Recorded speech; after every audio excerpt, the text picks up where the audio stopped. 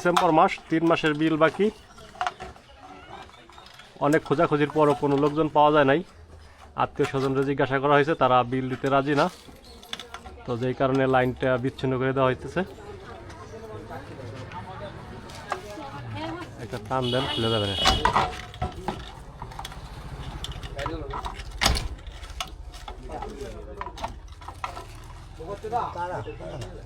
কাটা না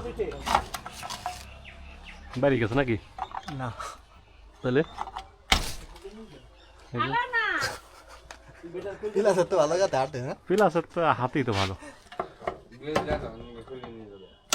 না। আপাতত লাইন বিচ্ছিন্ন করে দেবো, তারপরে হ্যাঁ বিল দিয়ে দিলে লাগাবো। আর যদি বিল না দেয় তাহলে 3 মাস পর একবারে স্থায়ীভাবে। হ্যাঁ 3 মাস পর মিটার নিয়ে যাবো। তো যারা বাড়িতে থাকেন না কিন্তু বিদ্যুতের মিটার রাখেন, তারা সবসময় বিদ্যুতের বিল পরিশোধ করার চেষ্টা করবেন। তা না হলে আপনারও এই মিটারের মতো অবস্থা হবে। 1351 টাকা 3 মাস।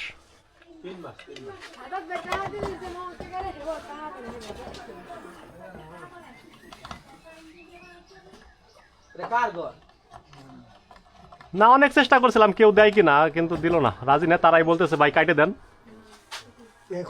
হ্যাঁ